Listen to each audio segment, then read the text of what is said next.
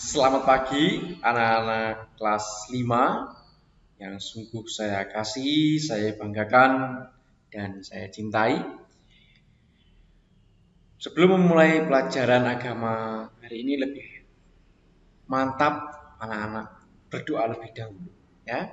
Supaya apa? Supaya Roh Kudus benar-benar bisa dicurahkan ke dalam hati setiap orang.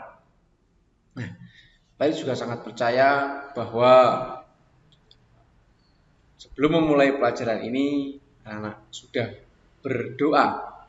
Ya, mari sekarang kita masuk dalam pelajaran hari ini, yaitu tentang Roh Kudus dicurahkan ke dalam hati setiap orang. Nah, berarti kita semua dijiwai dan digerakkan oleh kasih Allah.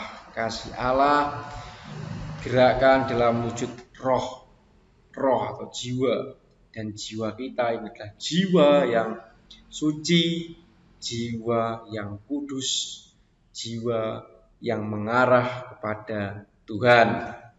Baik, kita lanjutkan. Nah, pada hari ini Pak Heri ini akan mengulas bacaan kitab suci dari Roma bab 12 ayat 1 sampai 21. Ya. Jadi di buku kalian ada bacaan dari Roma bab 12 ayat 1 sampai 21. Anak-anak bisa baca itu. Tapi Pak Erik ini akan mencoba untuk mengambil bagian-bagian yang penting, nantinya akan dijelaskan supaya ada tekanan-tekanan tertentu. Ya. Yang pertama, janganlah kamu menjadi serupa dengan dunia ini, tetapi berubahlah oleh pembaruan budimu, sehingga kamu dapat membedakan manakah kehendak Allah, apa yang baik, yang berkenan kepada Allah, dan yang sempurna. Kita ini diajak untuk lebih dekat dengan Allah. Kita diajak untuk jangan terlalu masuk dalam kehidupan duniawi, misalnya harta, tahta, tetapi mari kita diajak untuk berubah dan berbuah untuk semakin dekat dengan Allah. Kita diajak untuk berdoa dan menyadari diri kita sendiri. Nah, jika kita dekat dengan Tuhan, kita ini semakin bisa menyadari perbuatan yang baik dan perbuatan yang buruk. Mengapa hal itu terjadi? Karena kalau kita dekat dengan Allah, dengan Tuhan, kita rajin berdoa, kita menyadari, oh saya ini, kurangnya itu, gitu ya. Jadi ketika kita terlalu dekat dengan dunia, terlalu mementingkan uang, walaupun kita semua ini pasti butuh uang, tapi jangan terlalu masuk dan terjerumus ke dalam dosa akibat dunia. Janganlah kamu memikirkan hal-hal yang lebih tinggi daripada yang patut kamu pikirkan. Tetapi hendaklah kamu berpikir begitu rupa sehingga kamu menguasai diri menurut ukuran iman yang dikaruniakan Allah kepada kamu masing-masing. Nah, penjelasannya bahwa kita ini diajak untuk menyadari bahwa hendaknya kita ini sadar diri dengan segala kemampuan yang kita miliki. Kita diajak untuk menyadari segala kekurangan dan kelebihan yang ada di dalam diri kita. Kita jangan terjebak dalam kekurangan. Oh, saya ini kurang putih kulitnya, rambutnya kurang lurus misalnya, gitu ya. Tetapi kita juga menyadari kelebihan yang ada dalam diri kita, bahwa ada yang pintar bernyanyi, ya, ada yang pintar melukis, pintar mewarnai, dan lain sebagainya. Sehingga kita semakin tahu bahwa setiap dari kita ini memiliki tugas masing-masing, memiliki peran masing-masing setiap orangnya. Kita tidak perlu iri dengan sesama kita, dengan teman kita, melainkan kita belajar untuk mensyukuri dan melakukan semaksimal mungkin sesuatu hal yang kita bisa, yang kita miliki. Segala karunia itu adalah modal yang Tuhan berikan kepada kita, sehingga sungguh penting jika kita melakukannya secara maksimal, kita mengembangkannya secara maksimal. Yang penting lagi, demikian kita mempunyai karunia yang berlain-lain menurut kasih karunia yang dianugerahkan kepada kita. Sehingga apa, anak-anak, lakukanlah sebaik mungkin karunia yang diberikan Allah kepada kita. Dan tentunya karunia itu mengarah pada kebaikan yang bisa membangun. Membangun apa? Membangun relasi kita dengan sesama, membangun relasi kita dengan Tuhan. Dan tentunya membangun diri kita untuk semakin lebih baik, semakin lebih suci. Hendaknya kasih itu jangan berpura-pura. Jauhilah yang jahat, lakukanlah yang baik. Hendaklah kamu saling mengasihi seperti saudara dan saling mendahului dalam memberi hormat. Nah, kasih itu sungguh luar biasa, anak-anak terkasih. Kasih ini mewujudkan rasa nyaman di dalam hidup kita. Rasa yang sungguh-sungguh menyejukkan. Sehingga cinta kasih itu, anak-anak yang terkasih, bukan hanya orang lain yang menciptakan. Ya, kita tidak bisa berhenti mengharapkan bahwa orang lain mengasihi kita. Namun anak-anak yang terkasih, sebelum cinta kasih itu tercipta dari orang lain, cinta kasih itu awal dan tercipta dari diri kita sendiri. Pertama-tama cinta kasih itu dari diri kita sendiri. Contoh, ketika kita menyapa dahulu orang lain dengan senyuman, ya, nanti orang lain juga akan membalas sapaan kita ini dengan senyuman, dengan kasih yang tulus. Jika kita membantu teman yang mengalami kesulitan, suatu saat Tuhan juga akan memberikan pertolongan kepada kita, menghampiri kita, menolong kita lewat perantara orang lain.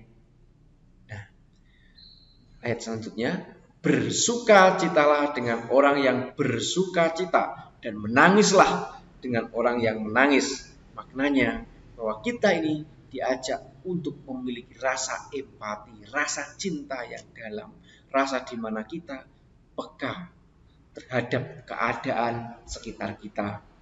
Ya. Jangan sampai ketika ada teman kita sedih, kita justru menertawakan, mengejek, ya. Itu kurang baik. Tapi ketika kita ada teman yang sedih, kita masuk, ya. Kita mengerti mengapa teman saya ini sedih. Ya. Seperti itu. Jadi kita belajar mengalami atau memiliki rasa empati, rasa cinta yang dalam. Seolah-olah apa yang orang lain rasakan, saya juga rasakan. Ya. Jangan membalas kejahatan dengan kejahatan. Lakukanlah apa yang baik bagi semua orang. Sehingga maknanya tidak akan ada habisnya jika saling membalas dendam atau saling membalas kejahatan dengan kejahatan. Namun ketika kejahatan itu dibalas dengan kebaikan, justru akan melahirkan suatu kedamaian. Dan kebaikan ini yang memutus rantai kejahatan. Misalnya, saya punya teman, ya. Saya jahil dengan teman dengan cara menjewer. Suatu saat teman saya juga membalas dengan menjewer telinga saya sebelah kiri misalnya. Besoknya saya ingin lebih kejam lagi dengan cara misalnya mencubit. Besoknya lagi teman saya membalas lagi dengan lebih kejam dengan cara menendang. Ya. Kejahatan, ketidakbaikan dilakukan dan terus dibalas seperti itu tidak akan ada hentinya. Tetapi ketika suatu kejahatan dibalas dengan kebaikan. Misalnya teman saya mengolok-olok dan mungkin menendang saya, justru saya kasihkan kebaikan, memberikan makanan, mengundang atau belajar bersama, walaupun sekarang via virtual, diajak di mana kesulitanmu, itu akan menyentuh, ya, itu akan menyentuh dan akan memotong rantai kejahatan. Ya, cukup ya. Lalu selanjutnya, jika seterumu lapar, berilah dia makan. Jika ia haus, berilah dia minum. Sehingga memberi suatu perbuatan yang terpuji itu, anak-anak terkasih, memberikan kita praktekkan kepada siapa saja. Memberi ini harus kita praktekkan kepada siapa saja, bukan hanya dengan orang yang kita cintai saja, namun justru dengan orang yang mungkin pernah menyakiti hati kita. Dan itulah lahirnya suatu cinta yang dalam. Baik, terkasih, baik akan memberikan suatu peneguhan, yaitu bertindak seturut karunia Tuhan. Bahwa Paulus menasihatkan agar kita ini bertindak seturut karunia iman yang kita terima, tidak perlu memikirkan apa yang lebih tinggi. Lalu menurut Santo Paulus juga, karunia pertama-tama diberikan kepada setiap manusia adalah iman. Jadi karunia yang diberikan kepada manusia itu adalah iman. Dengan iman orang itu boleh mengenal Allah dengan kehendaknya, yakni agar manusia bersatu kembali dengan Dia. Iman mendekatkan kita dengan Allah, dan Allah berkehendak bahwa manusia itu bahagia bersama Allah. Macam-macam karunia, satu tujuan. Dari kutipan Roma bab 12 ayat 4-8, jelas bagi kita bahwa karunia ialah macam-macam kemampuan yang ada pada setiap orang. Macam-macam karunia itu diberikan Tuhan agar kebersamaan jemaat menjadi berkembang. Karunia yang diterima setiap orang tidak untuk dirinya sendiri, ya, melainkan untuk jemaat dan masyarakat. Dan hendaknya karunia itu dijalankan dengan ikhlas, rajin, dan gembira. Dan perlu diingat anak-anak yang terkasih, demikian kita mempunyai karunia yang berlain-lainan menurut kasih karunia yang dianugerahkan kepada kita. Jika karunia itu adalah berbuat baik, kita melakukan sesuai dengan iman kita. Jika karunia itu melayani, baiklah kita melayani. Jika karunia itu mengajar, ya, baiklah kita untuk mengajar. Jika karunia itu menasihati, baiklah kita untuk menasihati. Sehingga anak tidak perlu kita untuk saling iri satu sama lain, tetapi Tuhan memiliki peran masing-masing dalam diri kita untuk menjalankan tugas masing-masing dalam diri kita, sehingga setiap pribadi memiliki keunikan masing-masing, setiap pribadi memiliki ciri khas masing-masing, dan setiap pribadi mampu untuk menumbuh kembangkan karunia yang diberikan Tuhan. Sehingga kita tidak perlu iri satu sama lain, tapi Tuhan selalu berikan yang terbaik dalam diri kita dengan cara yang berbeda-beda. Demikian pembelajaran kita hari ini. Semoga ini bermanfaat dan semoga anak-anak tetap sehat dan bahagia bersama keluarga. Tuhan memberkati. Amin.